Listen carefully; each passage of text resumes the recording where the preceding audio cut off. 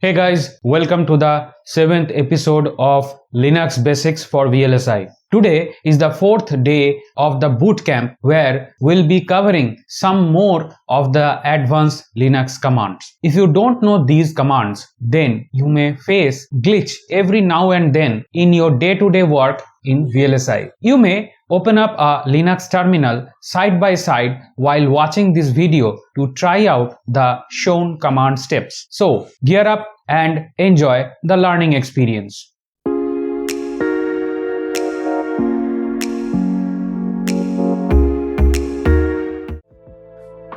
Hey guys, welcome back to the computer screen. We are continuing with the advanced commands in the Linux, and today the first command I will show you is tree. Let me show you the manual. Now, the tree, by the name, you know that a tree has branches and all. So, the tree command lists the contents of the directories in a tree-like format. And here we can see the tree is a recursive directory listing program that produces indented listing of files, which is colorized if the lscolor environment variable is set and the output is tty. With no arguments, tree list and files in the current directory. With the directory arguments are given, the tree lists all the files and directories found in that particular directory. So here are the switches. Let me show you an example. If you remember, earlier we have created a hierarchy here. Let me go inside A, then B, then C, then D, right? Let me do a mkdir E, cde, and touch temp.txt.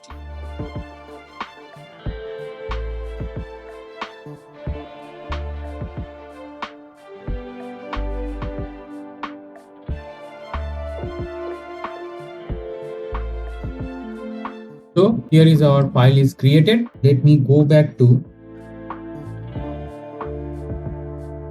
the initial directory where I started today.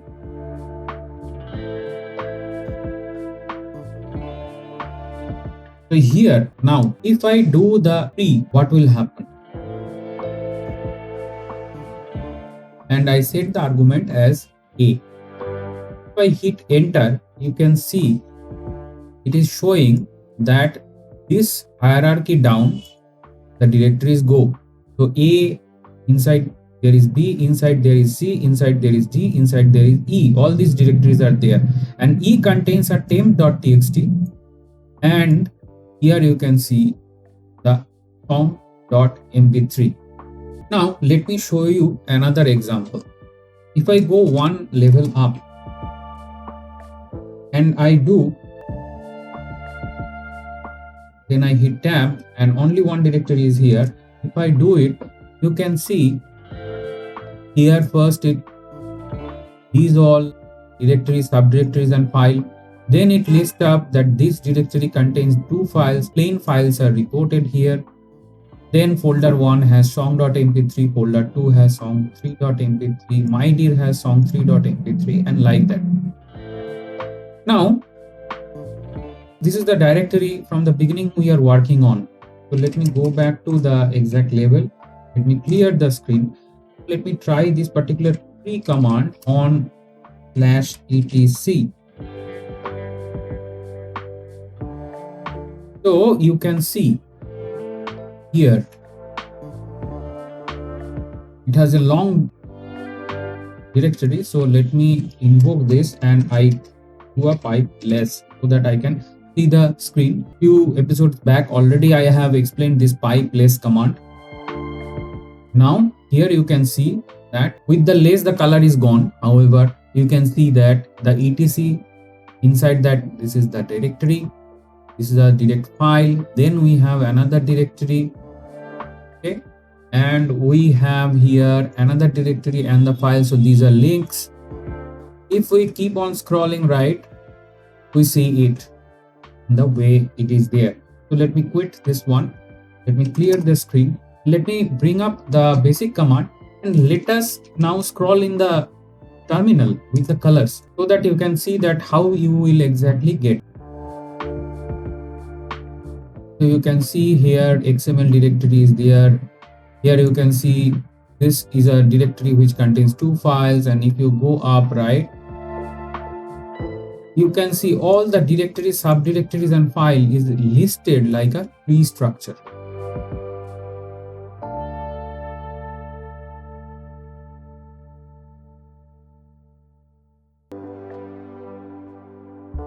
So I'm scrolling it.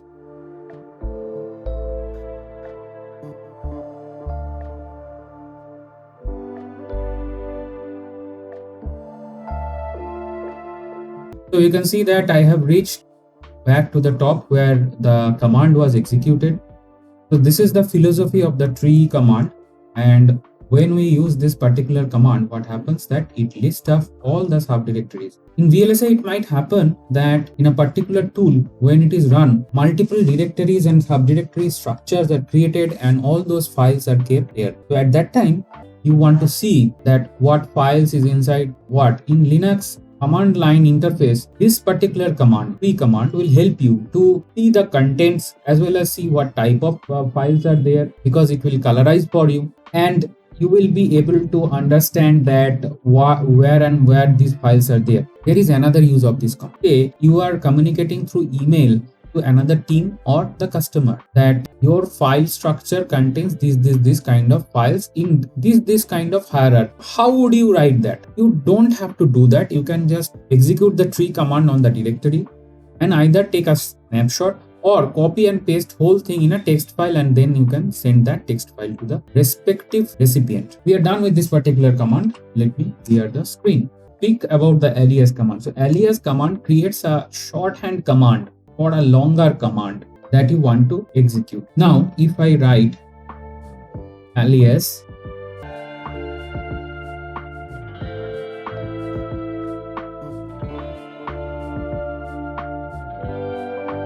so you can see I have used command alias, and this is the next shortcut, and here I have put the command that I want to execute, and obviously this is what I am doing in the TCSH shell. Right now I'm working in the TCSH shell, using it accordingly. I have already shown you how you can switch to the TCSH shell. In case you have not seen, please go ahead and watch the first hands-on episode, that is part 1 of the bootcamp.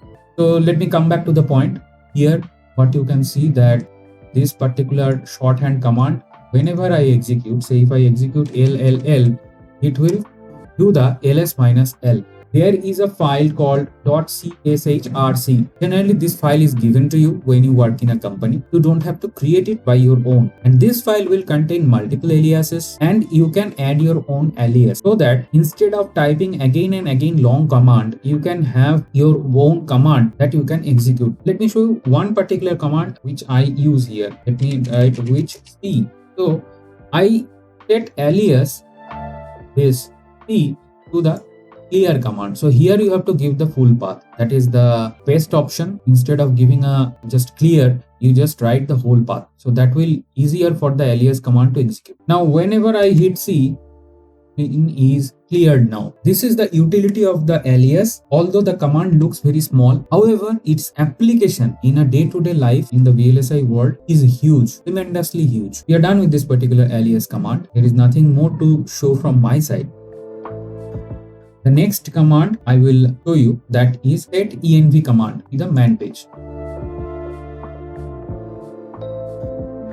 So the setenv command change or add an environment variable. So what is an environment variable? An environment variable is a variable that stays within the invoke shell, that is what we do through the terminal, and that value you can reuse multiple times whenever or wherever you call it. Here you can see the description. The setenv function adds a variable name to the environment with the value if the name does not already exist, okay, and if the name exists in the environment, then its value value is changed to the value and overwrite is non-zero. Here you can see, so the exact opposite command of set env is unset env. So if you have set something you want to unset, you can use the unset env. Okay, so let me show you hands-on example. Type just the pwd to get the full path here and execute. Folks, remember that this is a TCSH shell and accordingly I am writing the command. If you move on to another shell, the commands will be different.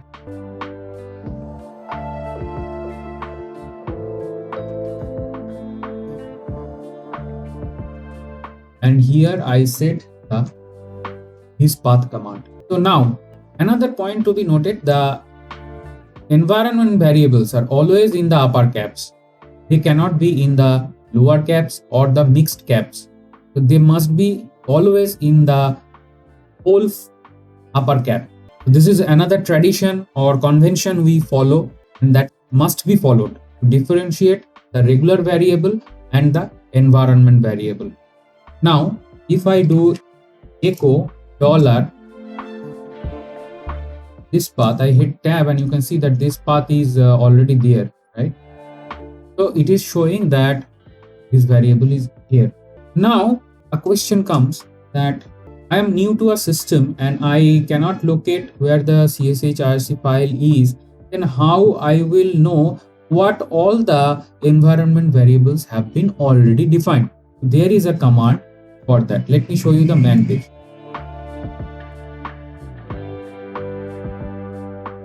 So this is the command env. This command can be used to find out the environment variable. So here when I executed the env command, right, you can see all the environment variables that is defined in this system, maybe inside the CSHRC file or maybe elsewhere. Somewhere some program might have their own way of declaring. So here you can see that all the things are declared. Okay, let me clear the screen. This way the environment variable has been set. Now, what is the significance of environment variable in VLSI? In VLSI, generally the VLSI tools use a license, and that license path is set by an environment variable. If that environment variable is not set, the tool will invoke, however it will not run because it will not able to fetch the license. This is the reason why the particular environment variable is so much important in the VLSI. Now we are done with this particular command, so let me move on to the next command. The next command is df.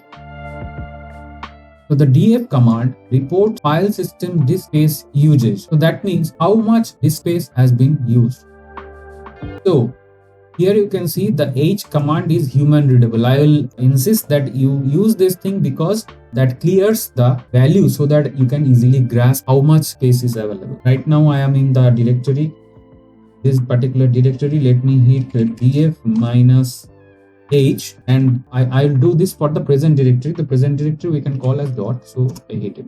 You can see this is mounted on this particular file system. The total file size is 356 GB, where 271 GB is used and available is 68 GB. So that means used is 81%. This way you can find out that path where you are working, whether that path has sufficient area to run your VLSI tool and generate the output files so that your program do not crash. So this is a kind of preventive measure to check for the available space before you hit the running of a tool, because in VLSI multiple tools use huge amount of disk space, and if you do not have the disk space, the program will crash in between. Then you have to again do the root cause analysis and all, and unnecessarily your time will be wasted, the LSF machine will be wasted, and you will be not able to achieve the deadline. So this way, this particular command will help you to judge the disk space, and you can start working at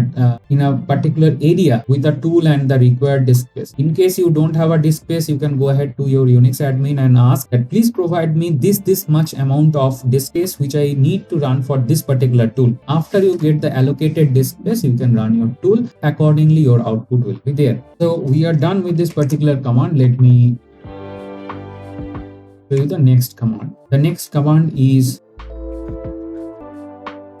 du. So this does the exact opposite. This is the estimate that how much space is used. Earlier you are getting how much space is free. Now if you execute this particular command du-h and then I give this particular directory. Okay, let me give my own working directory.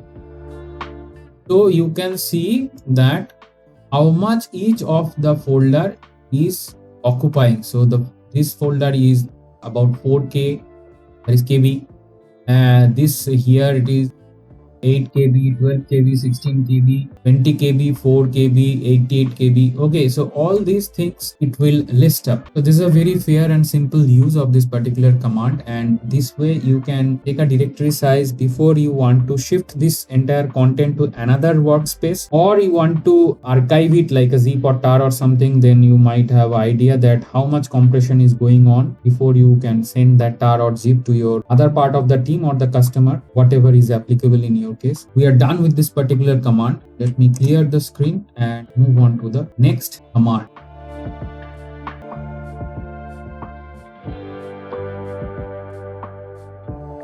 The next command is another system command that displays the amount of free and used memory in the system. Memory, I mean to say memories, not the hard disk. That includes both the RAM and the swap memory. So let me execute it.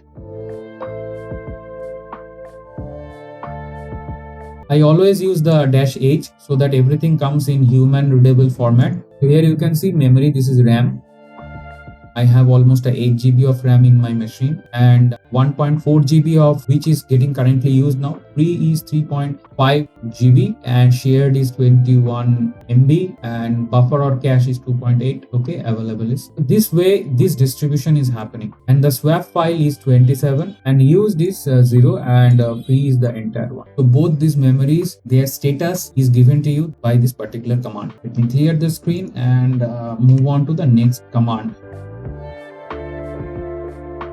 The next command is wget. So wget is a non-interactive network downloader. So it's basically a download manager. You have already seen in the first episode where I have used pre-download manager for the graphical user interface. This is a command line download manager. You can use it for downloading programs. Let me show you with an example.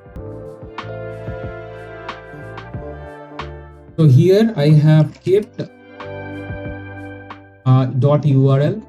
So this is the download URL of the Google Chrome for Linux.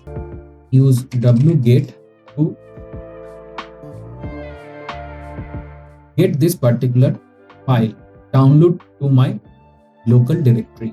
So you can see it is proceeding, and let me interrupt it in between. I have hit the Ctrl+C. So the download has been reached to 24%. What can happen that you are downloading and due to some network issue or power cut, your download get stopped at say 24%. What you will do? You will again do the same command and you will add a -p command. And you can see it has resumed from that particular point. Let me interrupt it again so that you can see it once more time. So you can see it is 59%, right? Let me hit the command again. You can see here it again starts from that 59% and it proceeds. So you can see we can resume a download. So here the download has completed. So you can see that it's a perfect command line download manager which can even resume an interrupted download. So this is one of the pretty much used tool in the Linux command line to download files. Maybe from your, like right now we have, it could be any file what you want to download from another URL. So let me clear the screen.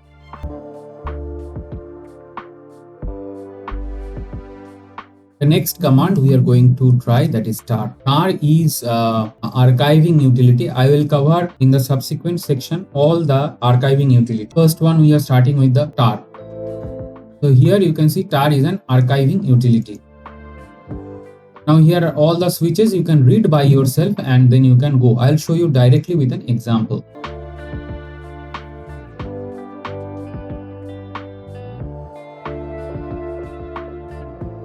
So you can see that this particular directory AAA has the two files, that is a.txt and b.txt. Make a tar file of. That means I will compress this directory into a tar file. tar-tvf. P means create and V means verbose.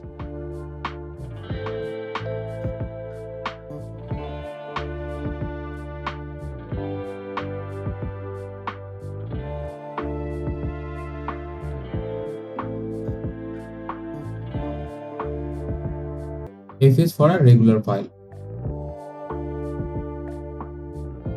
Also here you can see that example is here. I'll type tar-tvf, then I will give the name of the tar file first, the target file aaa.tar, and then I'll provide the directory name. So you can see it is verbose and it is creating tar file. T for create, and if we change the T with X, we extract that particular file. Let me show you. So you can see aaa.tar has been created. Now I want to extract this aaa.tar. So I change C with X and this is XVF. For you, you can use any sequence, that is FVX, PFX, whatever you want. You are not restricted. You can combine this later the best way you can remember. With that note, let me move on. XVF, and here we keep the aaa.tar. So you can see it has extracted the files now. Now, in some case, you have a situation where without extracting a particular tar, in some situation, you have to see what is inside. So at that time, what you will do? You have to tar minus tvf.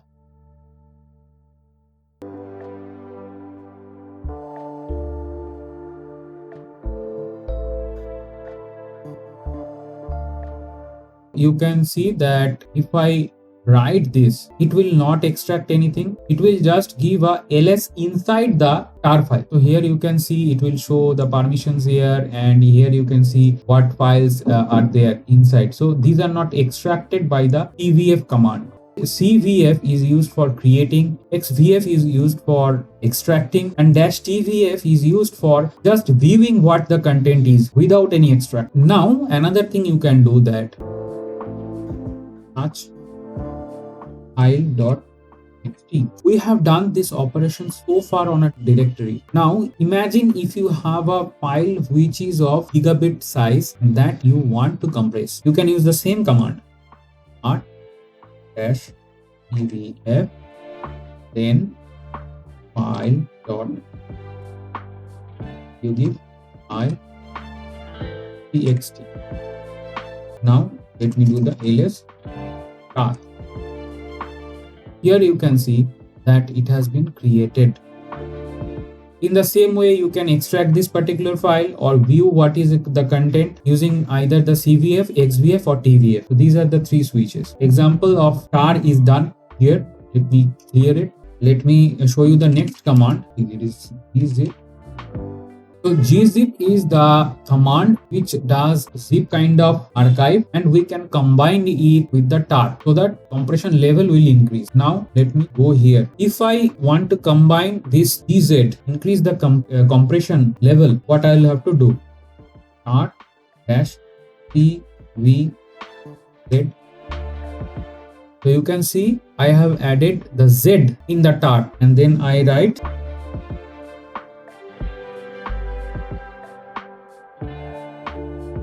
so here I have created a tar.gz. Sometimes this is also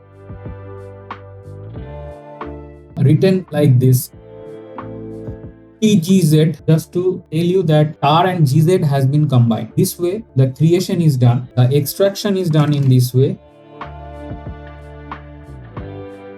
here the xvf earlier was there, we have added z, so xvzf is done here. You can use any kind of combination for your remembrance. Let me show you the example. Here let me extract this particular archive. So you can see that this particular archive has been extracted. Now I want to just see the contents, but I do not want to extract the contents. What I will do, not minus tvzf. And here I give this name. So here you can see again it will list up the files inside. So I have shown you the three particular way of dealing with archives: creation of an archive, extraction of an archive, and viewing the contents of an archive without extracting it. These are the three very common things that we generally do with a compressed file before or after. Let me move on to the next particular command.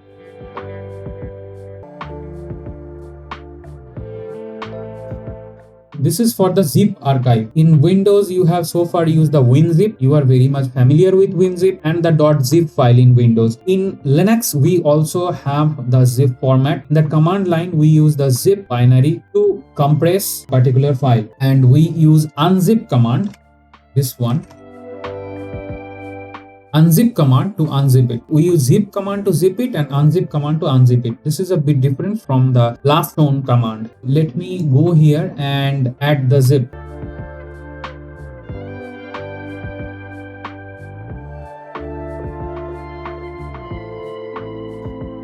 I am compressing the AAA into a zip archive. So you can see here, let me do the ls.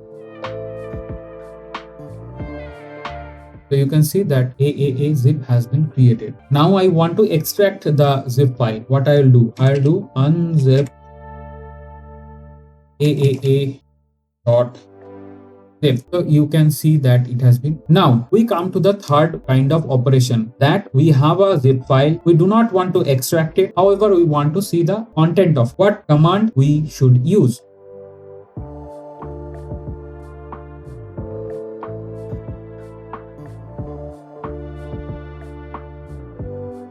We will use the unzip with argument -l. Here you can see it has listed here all the details. So you can see what is the content here without the fraction. This is the command, and with that particular note, we are done with this particular command. So you have came across three uses, that is archiving, extracting, and viewing without the extraction. So let me clear the screen here. I am using my alias C here for the clear. If you remember. So the next command I'll show you is the rar command. Yes, this is in Windows. You are familiar with the WinRAR. The same RAR archival process is available in Linux with the rar command, and we have the exact opposite with the unrar command. So now by this time you have already related that the tar, it has a different way of operation, and the zip and the rar has a different way of. So zip has zip and unzip, and rar has rar and unrar. However, for tar, the same binary is used for extraction and the creation. Here let me exit and let me show you with an example here. Here, when we are creating a rar file, we have to give an argument. However, in this rar, we don't have a dashed argument. That means we have only a letter. So here we have to use A, and then we have the directory name dot rar I give, and then I give the exact directory name which I want to compress into the AAA.rar. So here you can see we are using the A to add. So you can see adding is done. So A is used for adding the files into a archive. The archival is done. Now we want to extract the files for this rar. What we will do? Unrar. Then we don't have the dashed argument. We have the only letter. So extract is E, and we will use AAA.rar. So it is asking whether you want to replace the file. I say yes. Yes, you can see this is the process of creating a rar archive and extracting a rar archive. Now let us move on to the third option, that is to view an archive without the extraction process. Let me clear the screen. Unrar. Then L. L is used for listing. I am writing AAA.rar. Now again I am emphasizing for rar we don't have the dash argument. We have only a letter which signifies something to the operation, and here L is listing. So here you can see when we give without extraction, the entire listing of the files inside is done. So here you can see the archive name is the version.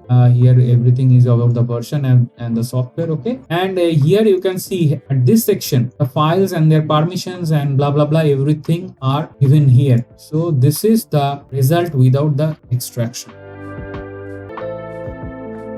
We have come to the end of today's episode here, and I would like to tell you that this archiving process and extracting process and view the archive without extraction process, these processes are very frequently used in the VLSI domain. In Linux, mostly the tar.gz is used. However, nowadays you will see the zip and the rar options also. The tar is a old age option which came with the primitive Linux, and then as the time progresses, the zip and the rar also have been added. With that note, I'll conclude today's episode. Thank you for watching. Please like, share and subscribe. In case you have some dislikes, put that as in the comments in the comment section down below, and bye for today.